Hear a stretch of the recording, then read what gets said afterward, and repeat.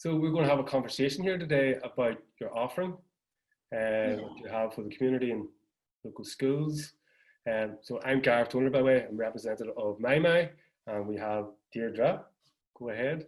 Yeah, hi. My name's Deirdre McKibben, and I work locally as a psychotherapist one-to-one, and I also run groups, mindfulness-based training courses for kind of stress-related difficulties. And I do a lot of work with MYMY these days, which is my real pleasure.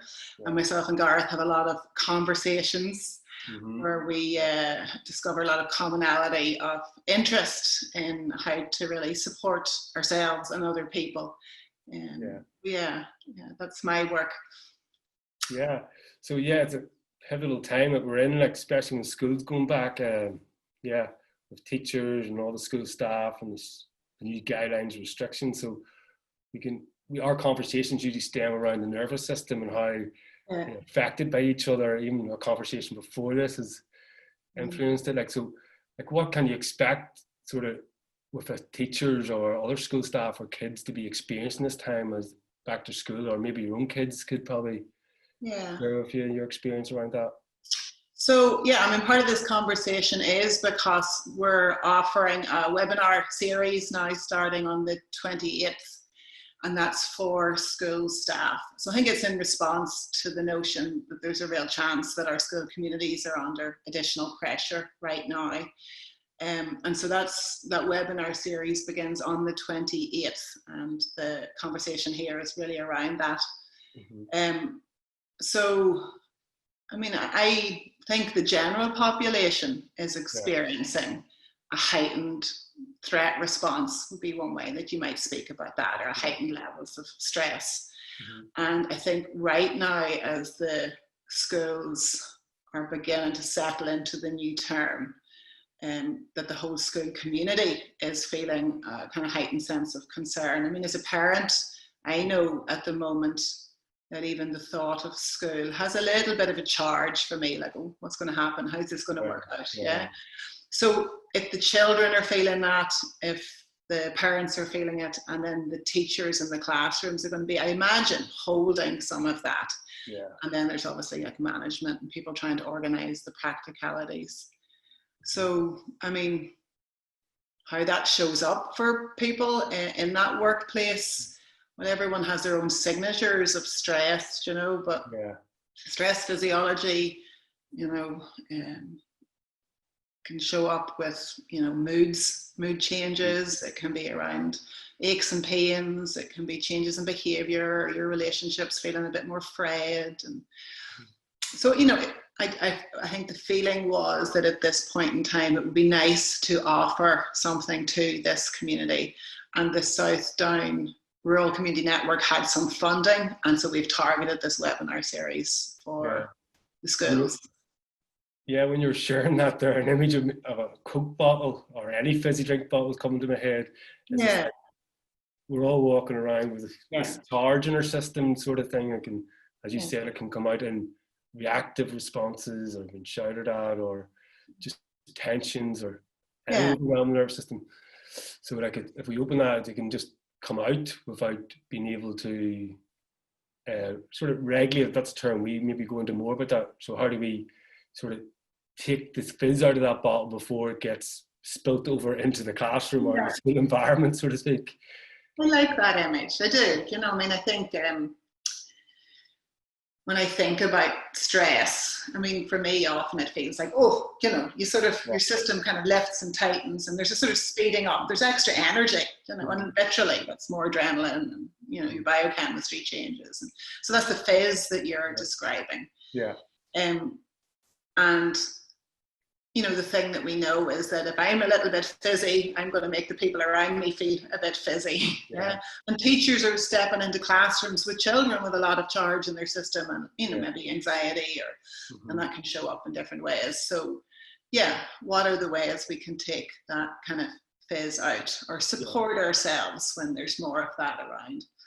So what we're offering, and I'll be the trainer leading that is, and I wanted to keep it, because teachers are so busy and school staff, I want to keep it really manageable and small and accessible and simple, and hopefully useful. And so it's 30 to 35 minutes for 5 evenings in a row. Okay. 7 p.m. from Monday the 28th of September. And it's a webinar format, so that means you won't see anyone except my good self. So it means you have a sense of privacy and space to explore the practice. And it'll be recorded and then sent to you afterwards, so you can also, re-look at it. But I think there will hopefully be a sense of community while it's happening. Yeah. And I'm just leading each evening a short mindfulness practice. And then do maybe a little bit of a conversation around kind of stress. And so the way I often introduce mindfulness practices is through a particular kind of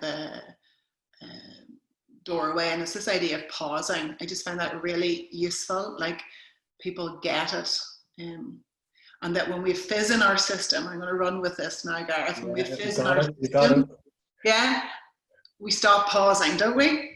Yeah, and we start to speed, and the mind maybe gets faster, or that sense of I have to get stuff done, urgency shows up. So we get busier, and of course this is all like going to translate into contractions and stress chemistry in the body, and so the question then is to invite people to bring just curiosity, if you choose to join me for the 5 sessions, is if I deliberately bring a very short practice that is this intentional quality. If I just pause, I just press pause for a moment and allow the momentum just settle, if it can, and as I pause, there's a sense that I'm no longer attempting to do anything at all. I'm not trying to change how I am or fix how I feel. I've just let everything have a breathing space. And I just really, people can sense a pause. I think they find it really accessible. And so we'll just do different pause practices and get curious that as you do that, can you use your attention just to rest it into anywhere in your present moment experience. So pause and just notice what's happening in the moment. But particularly oriented it towards something that feels quite settling. So right now, if you and I kind of even just pause, weight in my hands in my lap, or bird song, whatever that is, that maybe supports. And it's such a tiny thing. And not everybody finds these practices useful. It's not really helpful, I think, to kind of oversell it. But a good proportion of people are surprised by that small intervention when they continue to repeat it. How that starts to support that fizz, having a chance to be kind of slightly let off across the day, and then you gain a bit of perspective, or and it just can make a real difference. It's like, I just remember a quote there. I think I read it down here. Maybe you know it offhand. Viktor Frankl about. I know the you one. Know it offhand. Rather me read it out of here. Between stimulus and response, there is a space. Go on. What's the next bit? In that space is our power to choose our response. In our response lies our growth and our freedom. So it really speaks to what you were just saying there. Then. Lovely. So lengthening that pause. Then. I'm going to use that now in the webinar. Good. There we go. Well, the thing is, when we're in a high fizz state, our automatic patterns of thinking, behaving, feeling, it just becomes really automatic. And the quality of pausing really is then that we don't have to go down those, like getting really fast. You don't have to if you pause and you notice that. You might be slow a bit. And then just for school staff, if you're able to start integrating that kind of a practice in,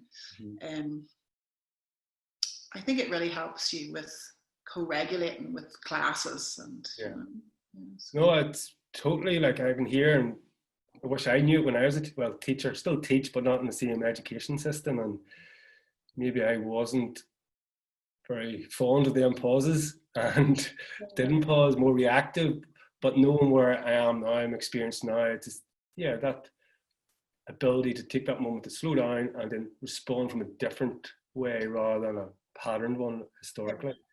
So yeah, I think this feeds in not just your teaching life, it feeds into your everyday life, relationships with partners or yeah, absolutely. So I mean, this is for school staff, but the people who join me, I'm really going to invite them to come in as the whole person they are, the gardener, the fisher person, the person who likes to sing in the shower, whatever, so it's, and these practices, of course, across all levels, are, may be helpful. Yeah, may be helpful. Yeah. So how do they find out more about you, and then how about this course of webinar series that was going to be offered?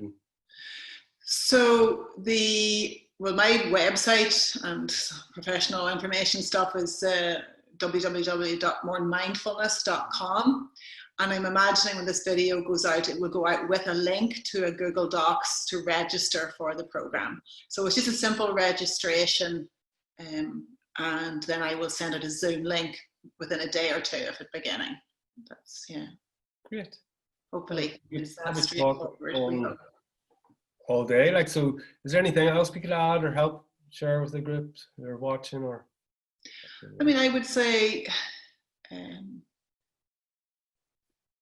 people have their own intuition about whether they could do with a bit of extra resourcing, about whether they sense that an intentional practice of pausing might be of use, whether they're curious. And so if you sense that in yourself, it might be good to listen to that, and so just to say to people, listen to yourselves about whether this might be a really helpful piece of self-care or self-support to take on at the moment. And then maybe also, actually, I wouldn't mind just saying thank you to the school communities. Yeah, I have children, part of them, and this has been a really challenging few weeks, is my sense. Talking to teacher friends, like really challenging. I hope it's beginning to settle. Yeah. Okay. Thank you.